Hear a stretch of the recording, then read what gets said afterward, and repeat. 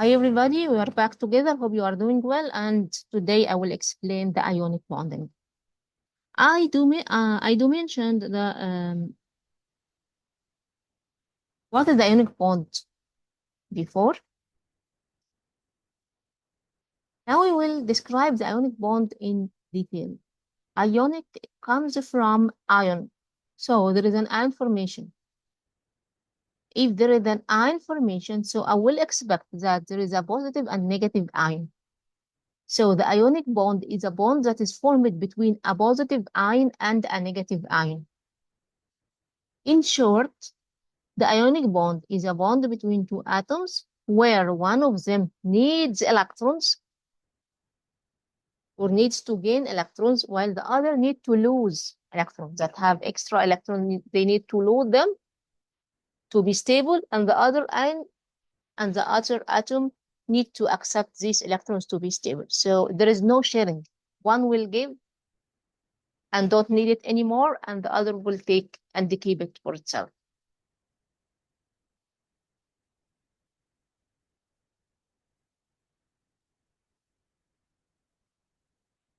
Chlorine, our usual example, chlorine has 7 electrons at the outermost shell. Before I continue in the ionic bond, let's remember quickly what are the ions and how the ions are formed.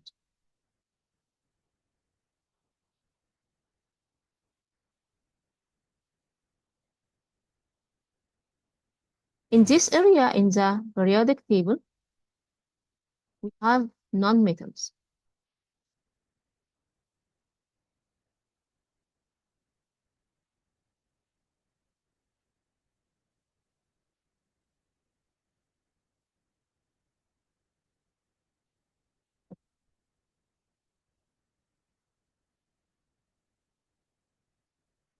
And in this area, we have metals.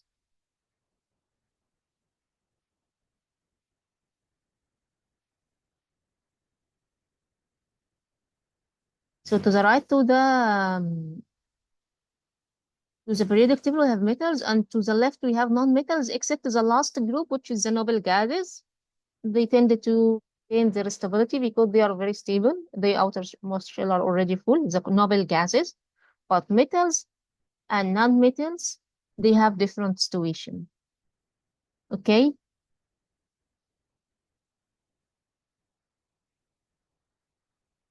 Any atom that has less than 4 electrons in its outermost shell, they will tend to lose them. The atom that has more than 4 electrons in its outermost shell, it will tend to gain electrons to reach to Y, because both of them will need to reach to gain or lose to get to reach to full outer shell. Full usually with 8 electrons. Shell is considered full if it has 8 electrons, except the first shell, which is full with 2. Remember that. Okay? So every atom tends to be stable by have its outermost shell full with 8 electrons. So if the atom has less than 4, it will tend to lose. It's easier to lose them than gain. If it has more than 4, it will tend to gain electrons. Okay, let's have an example.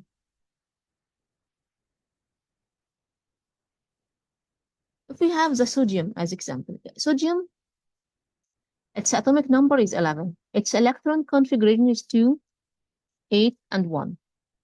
Okay? So the outermost shell has 1. While the chlorine, for example, has an atomic number of 17 and its distribution or configuration is 2, 8, and 7. Now, the outermost shell is sodium has 1 electron, while the outer shell in chlorine has 7 electrons. If we were these atoms, so sodium will need to have its outermost shell is full of electrons. Okay, so to do that, it has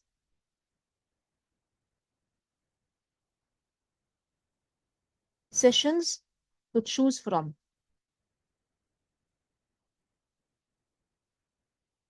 Either to lose this 1 electron, and in that case,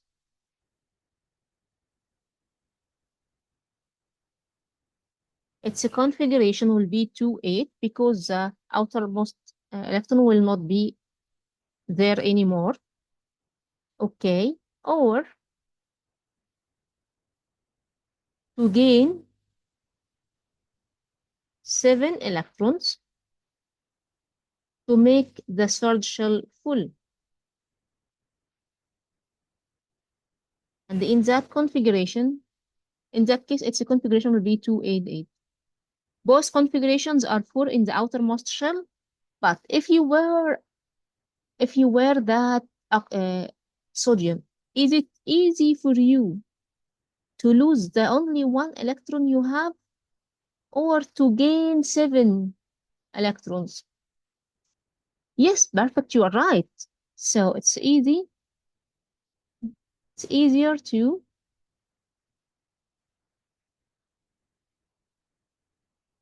lose this electron. So it's easier for sodium to lose this electron. And that's the case if another atom has 2 electrons. So is it easier to lose these 2 or gain 6? Sure, it will be easier to lose these 2. If an atom has 3 electrons, it is easier to lose this 3 or to accept 5. No, it's easier to lose these 3. So if any atom has less than 4 electrons, it will tend to lose.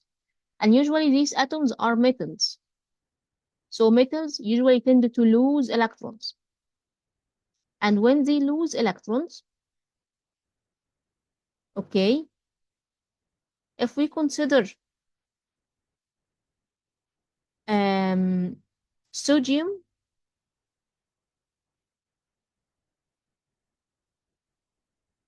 any atom has protons, positive protons, inside its nucleus, which are equal to the negative electrons around the nucleus.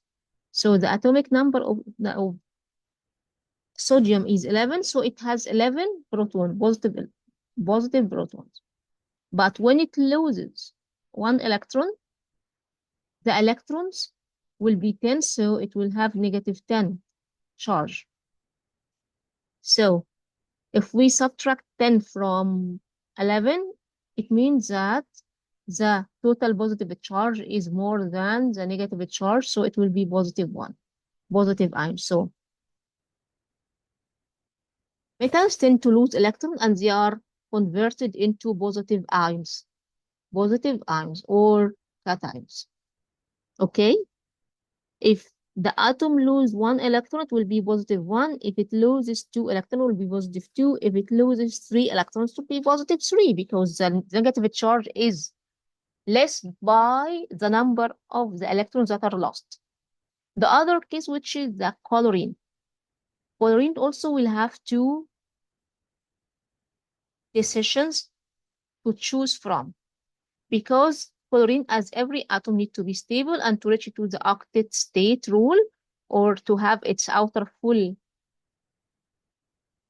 its outermost shell full with electrons, so it has an option to gain one more electron, so it will be 8, or to lose these 7 electrons. And of course, gaining one more electron is much easier than losing 7 electrons. So any atom that has more than 4 electrons in its outer shells will tend to accept more electrons. Okay, so when chlorine accepts more electrons, electron is positive charge, so it will add more negative. Electrons are negative charge. It will add more negative charge. Every electron will add one more negative charge. Okay, so it will turn into negative ion. And because it will tend to gain only one electron, it will be -1. Its charge will be -1. If another atom gains 2 electrons, it will be -2. It will be anion or negative ion. Okay? And usually they are nonmetals that tend to gain. So, again, ionic bond is a bond between ions, one positive and one negative ion. The positive ion is an atom that loses electrons. Okay, so it lost negative charge, which equal to the number of the electrons that is lost. The atoms that lose electrons, usually they are metals. And a negative ion. A negative ion is usually non-metal, which has more than 4 electrons in the outer shell. Remember, we are talking about the outer shell because the outer shell is responsible for everything related to chemical properties. And then they will gain electrons to reach to 8 electrons, the full state, and they will turn to negative electrons. So in short, ionic bond is a bond between metal and non-metal, positive bond and negative ion and positive ion.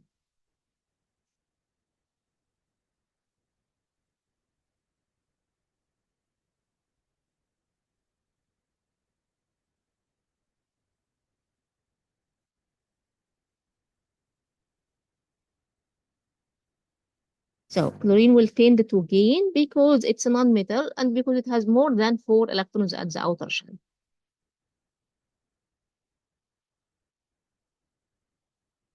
So a famous example in the ionic compounds is the sodium chloride, our table salt, sodium chloride. Sodium has, as explained before, has 1 electron at the outermost shell, and the chlorine has 7 electrons. Sodium will tend to lose this 1 electron, and the chlorine will be referred to accept 1 electron.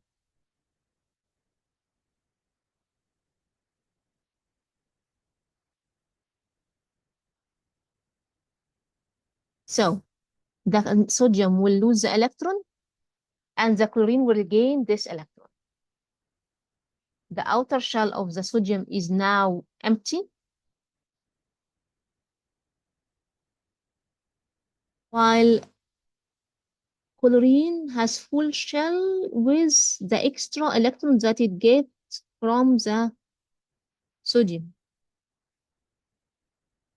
Remember, in the sharing, in the covalent bond, both come close together and both have benefit from the pair of electrons. They share together, but in that case, one give and one take. One give and one take. Sodium become positive ion, and the chlorine will become negative ion. Remember again that electrons have negative charge. Every 1 electron equal to 1 negative charge. Okay?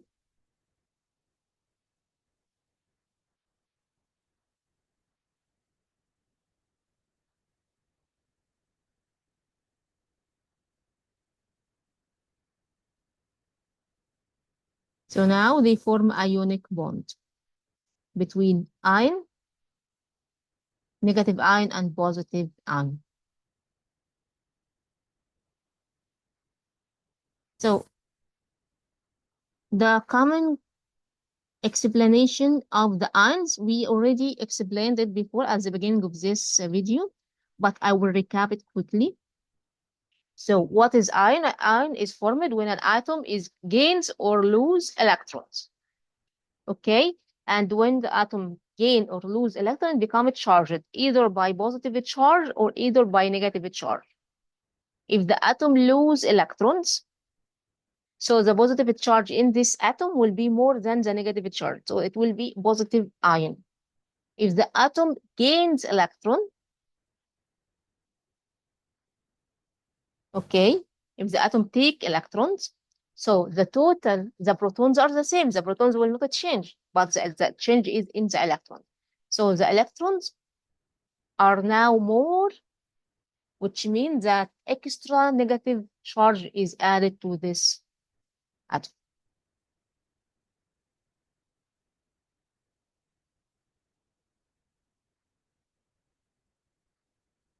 This example is hydrogen.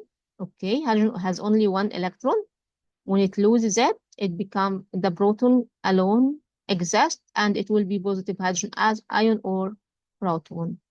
Cation is the positive ion. The positive ion is called the cation.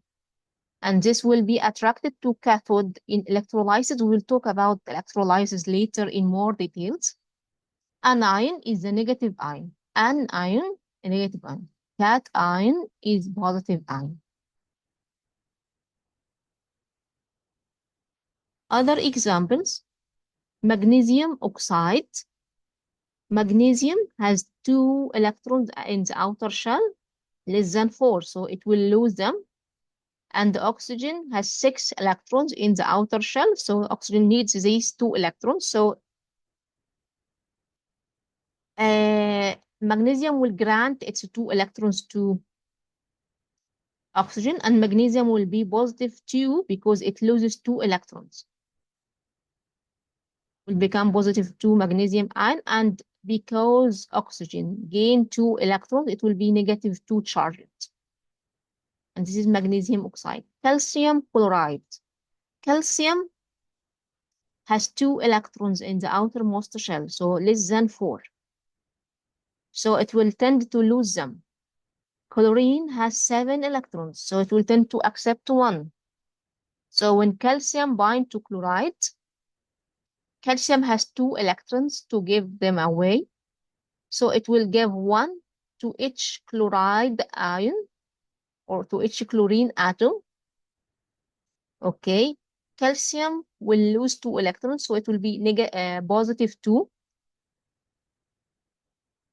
And each chloride ion has negative 1 because each chloride accepts only 1 electron and it becomes stable. And remember, at the end, the ionic compound is neutral because the total number of positive equal to the total number of negatives. This is positive 2 and this is negative 2. So the total charge of the compound at the end, is 0. Here the same, positive 2 and negative 2. Sodium chloride, sodium is positive 1 and the chloride is negative 1. So the charge of the compound at the end is 0. And the calcium chloride is calcium Cl2, CaCl, 1 calcium, 2 chloride.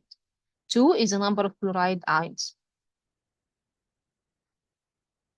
The properties of the ionic bond, or the important properties of the ionic bonds.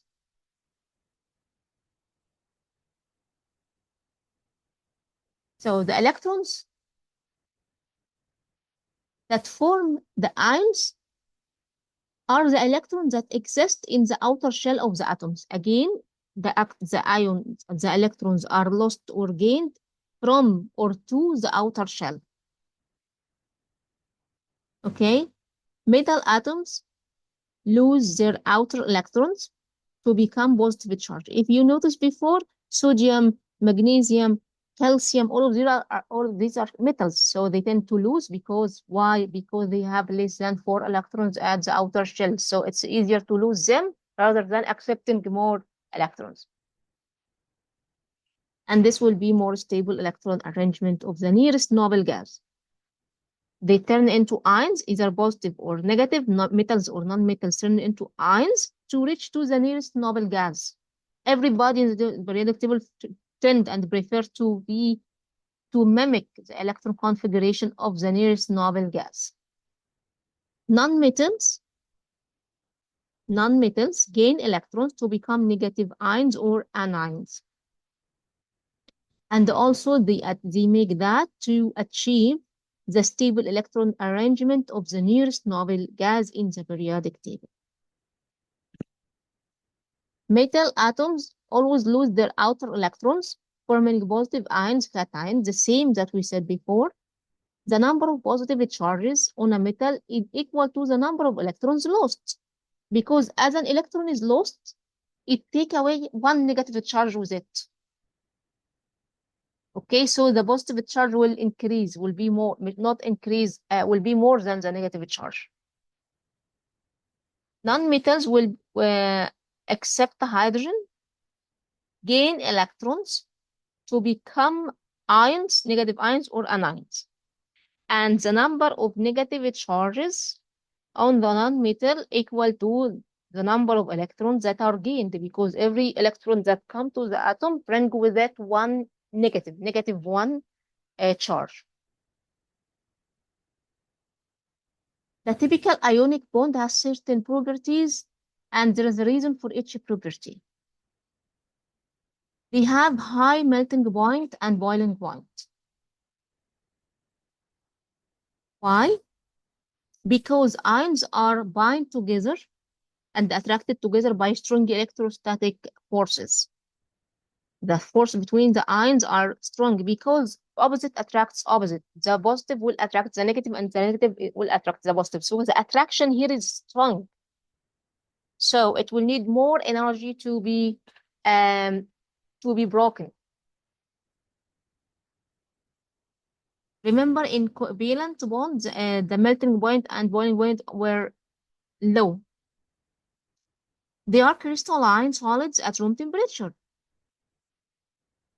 Remember the table salt. The table salt is an ionic compound. It's solid. Why? Because there is a regular arrangement of ions in a lattice. The ions form a lattice, where every positive will come beside each negative, and so on, forming a lattice. So the opposite charges will come next to each other. They are often soluble in water, but they are not usually soluble in organic solvent like ethanol and methyl benzene. Remember again, the salt is soluble in water, so the ionic compounds are soluble in water. Because water is H2O, so it has both the negative and positive charges, partial positive and negative charge, so they can dissolve. The reason water is attracted to charged ions and therefore many ionic solids dissolve. They conduct electricity when they are melted or dissolved in water. When the ionic compound is melted or dissolved in water, so the ions dissociate from each other, and when the ions are separated from each other, now we have free ions in the medium, and these free ions are free to move and transfer the electric current. The reason here, in the liquid or solution, the ions are free to move. They can move towards the electrodes where voltage is applied. That's all for today. I remember that we have some recapping of what we said, that here we have metals, here we have non-metals. Okay. I just want you to state what are the types of ions that's formed from each side. And this is a homework for the ionic bonding. I gave you some positive ions and some negative ions, okay? And here are some names of some compounds. using both the positive and the negative ions to write the formula of every one of these compounds. For example, sodium chloride. So we have sodium and chloride, NaCl. Ammonium sulfate. So we have ammonium. Here is ammonium, NH4, and sulfate, SO4. And because sulfate is negative, we need two positive ammonium, and so on. I can show you one more, so you can answer the others in the comments down below with their numbers. Magnesium chloride. So magnesium Mg.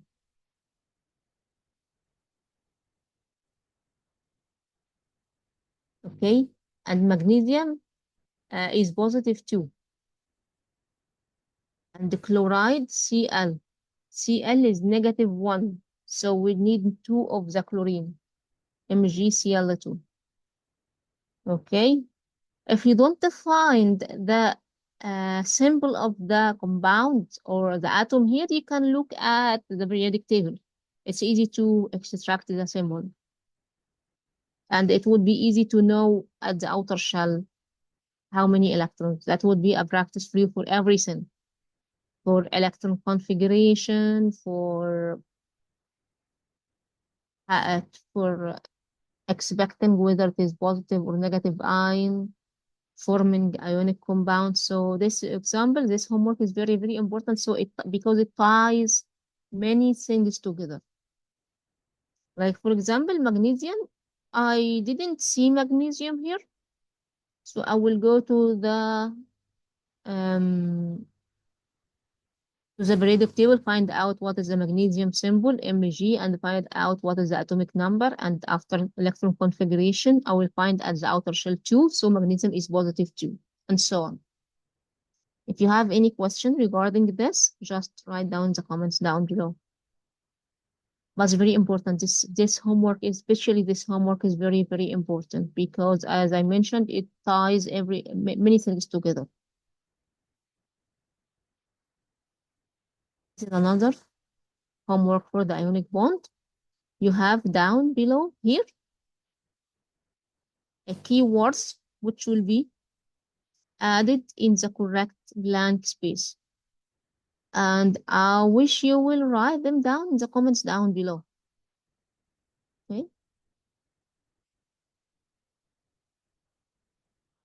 Just take a screenshot to be able to solve it.